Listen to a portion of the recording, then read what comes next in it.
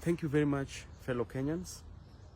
Tomorrow I'll be issuing bursary checks to the great people of Embakasi East Republic at Upper Savannah Ward from 8 a.m. Greenfields.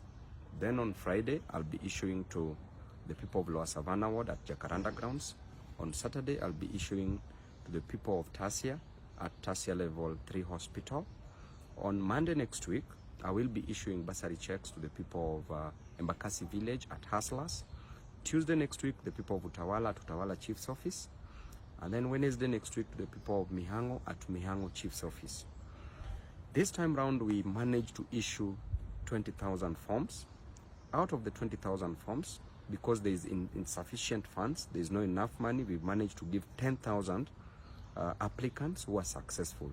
The other 10,000, I sent you a short message apologizing, and I will ensure that you receive your bursary check before the year ends in the next disbursement. Please bear with me for those who will not receive. I'm so sorry. I know what it is if a child goes without fees. I know what it is if a child is sent away from school because of school fees. It is my responsibility to ensure that your child is educated. Please forgive me for those who will not receive. I will ensure that you receive the bursary checks. Those who applied, I will give you.